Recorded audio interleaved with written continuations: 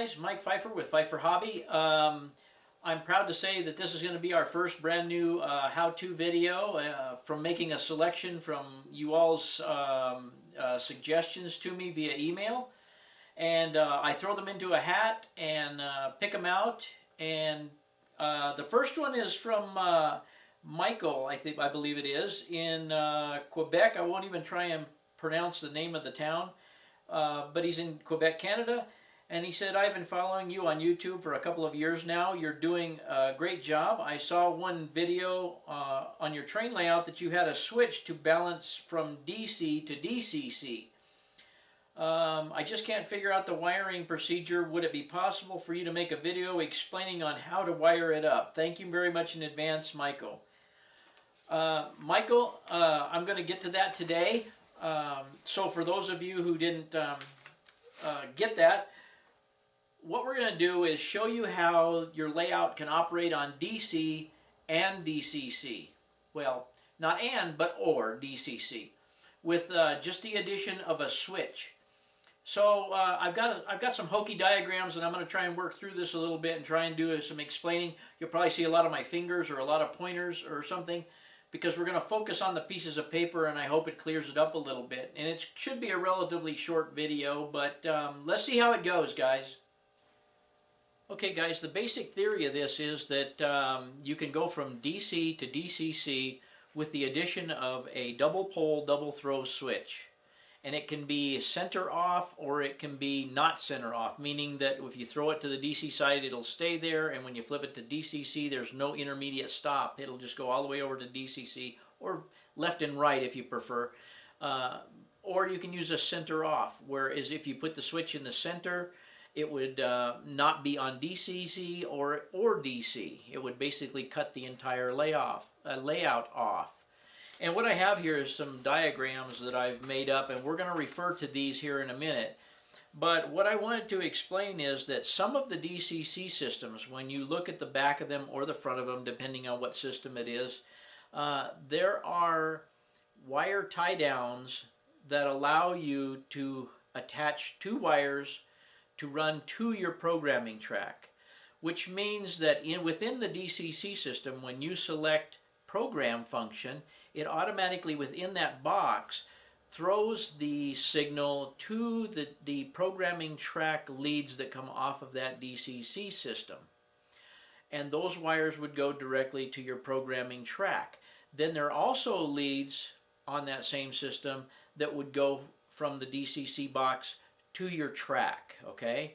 So the switching from programming to operating is all done within that in your DCC system box. Digitrax is one that does this. I don't know a lot of the systems. If I remember right, MRC had lugs for a program track. I don't remember for sure. You would just have to investigate the individual system that you plan on buying, and there's a lot of them out there, and see whether it had attachments on the back of it for a programming track or not. The other diagram that I have drawn out here is for the Nce Power Cab. Okay, the Power Cab only has two leads out to the track. If you want to program, you've got to remove everything from the program track or put in a switch to switch your track off and switch to your programming track, which is another thing altogether. But nevertheless, I'll show you how that'll work on here. They have a little device called an auto switch, so that when you select program on your handheld throttle, it automatically disconnects from the track and will throw the power to the programming track, which is the same thing that is done internally on some systems, but is not done internally on the Nce Power Cab. So we're going to go over how that wiring works on these diagrams, and I hope this helps and makes it clear for you. Okay, guys, what we're going to start out with here is a diagram of a type of system that would have a programming function built onto into the unit itself. This track down here along the bottom on both my diagrams is going to be the main line. Okay, so anytime you put the switch in, the center lugs of your switch are going to be the common lugs that are going to tie to one side or the other, and they're going to be the ones that are going down to your main line and feed your main line, okay? Or a bus wire or whatever method you have to feed your entire track, okay? But all I'm saying is this is going to go to your feed wires that go to your track, these two leads. Now, on one side of this switch, the two lugs on one side of the switch, you're going to have your power pack. In this case, I just have a diagram of a Kato pack, and every power pack just has two wires. Any DC pack has just two wires coming out of it, and those two wires would just go to one side, the two lugs on one side of your double pole double throw switch. Okay. When the switch was thrown in this position here, the lever goes down through the middle of the switch and slides a contact over this way and contacts these lugs and these lugs, meaning that when the switch is flipped this direction, that direction, these lugs and these lugs are making contact within the switch. Now, common sense, I guess, if you look at this, would tell you that if these are touching, that means your DC, your layout would be working on DC. Hence, I marked DC up here. If this switch had a center off position, you would flip this to the center, and it would be, your entire layout would be off, and that's optional, as it says there, okay? But at some point you wanted to operate on DCC, you would flip this switch over to the DCC position or the opposite position. Now what you've done in effect is you've disconnected these two lugs here and you've attached it to the center lugs and these lugs here. Now, you can't see it very well in my diagram here, but this is the back of a Digitrack Zephyr, okay? And these two lugs here are rail A and rail B, which would be your leads out of your system to your track. But in this instance, instead of going directly to the track, we're going to go directly to the double pole double throw switch here. And in effect, now we've got our DCC system attached to this side, our DC system attached to this side. So now, depending on which way you throw this switch, it's going to give you one or the other. So really, if you look at it, it's a pretty easy wiring system, which is all well and good until you start throwing in a programming track. And I always recommend that guys putting in a DCC system, put in a separate programming track. It's just not worth trying to. First of all, you can't program every function on the main. And second of all, it's not worth making a mistake and reprogramming everything that's sitting out there on your track. So I prefer to have a programming track that's separate from my layout. It can be built onto the layout, but it's just not something I recommend. It can be done, but I don't do it. So what you have in this instance is you have your programming track separate from your layout here. It could be on your front fascia, it could be under the layout, anywhere really. And on the Digitrack system, you have a program A and a program B here. And those two leads would go directly to your programming track.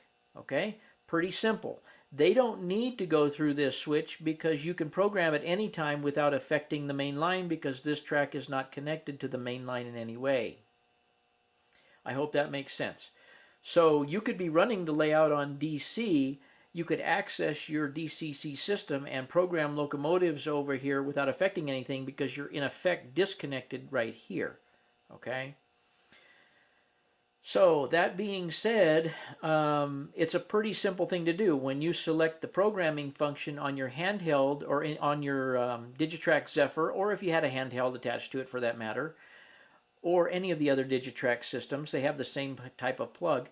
When you selected program, be it on whatever system you had, whatever Digitrack's system you had, it's going to throw all your power to here anyway, to these two lugs, which would throw it to your programming track. You can do your programming, and then when you exit programming, it would throw it back to rail A and rail B, which would be currently disconnected if you're running DCC at the time. DC at the time. So anyway, you kind of get the concept. Your programming track is separate, does not need to go through the switch. Only your mainline leads from your DCC system here need to go to one side of the switch. Your DC goes to the other side of the switch. Your center pins to the track. It's really pretty simple. And then you throw it one way or the other to get DC or DCC. And that's pretty much it. If anybody has any questions about that particular method, you're welcome to leave a comment, and we'll move on to the Nce Power Cab. Okay guys, here's a diagram of the Nce Power Cab. This is your PCP panel, which is basically the panel that runs from your handheld. Your power supply goes in here, and then you have leads that go out, would normally go out to the track, which if you didn't have to program would bypass this auto switch, go directly to the switch here. It would be relatively simple. However, if you were running, if you want to do programming, you're at the mercy of making sure everything else is off the track, or some other additional wiring, which would be another double pole, double throw switch, which I'm not going to go into here. It's simply, and the reason not is it's simply easier to use their auto switch. And the reason it isn't built into their system is because I don't think the electrical components to do this can be compacted into their handheld, because on the Nce Power Cab, all of the brains of it are in the handheld that you hold in your hand. Okay, this is just a distribution center for that information, and the power going into your handheld. Your handheld would plug into the front of this. Okay, but the auto switch, if you look at it as this auto switch, if it were inside of the NCE system, it would be identical to the last diagram we just did, because eventually what you wind up with is you wind up with leads going to your main line, and you wind up with leads going to your program track, which is what we had on the back of the Digitrack system. But to accomplish that on the Nce Power Cab, we need this little auto switch. And like I said, all it does is when you go into the programming mode in your handheld on the Power Cab, it automatically triggers an electronic circuit here that throws it to the two leads of the programming track here. It's just a separate device from the system itself, okay? So let's take a look at this. Everything else is the same. The switch I showed you is the same.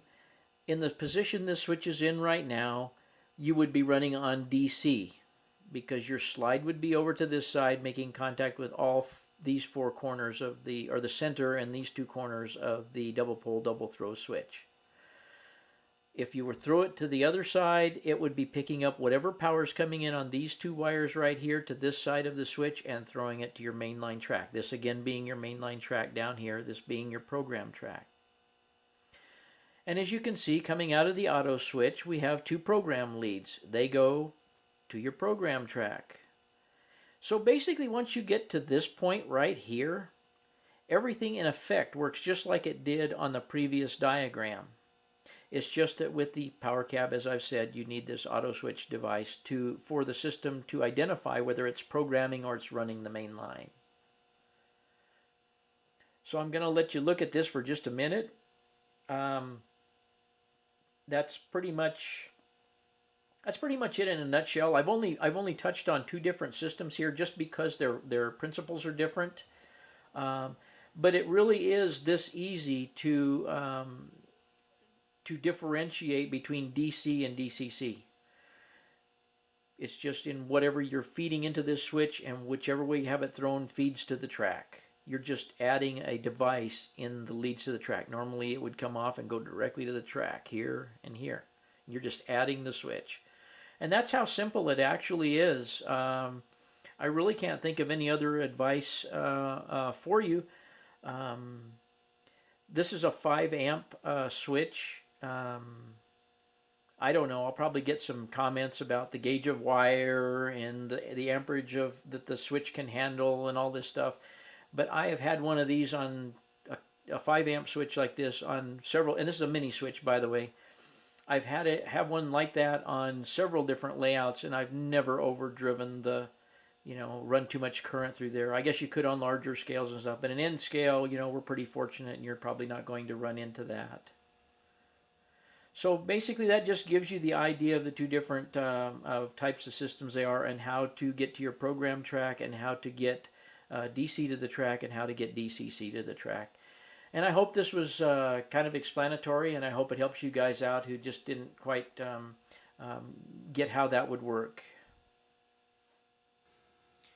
Okay, guys, I hope that made it relatively simple, and I hope it was something that y'all can get a grasp on. It's not that hard. I know it's just a little bit confusing. Your brain gets in the mode of how do you lay a DCC on a DC and vice versa, but you're really not doing that. You're segregating the two. You know, they never come in contact with each other through that double pole, double throw switch.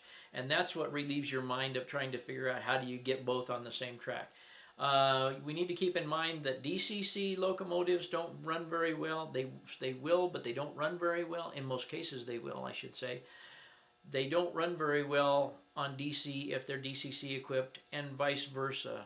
And some manufacturers are doing away with the running DC locomotives on the zero function on their systems. I don't know who they are, or I don't know.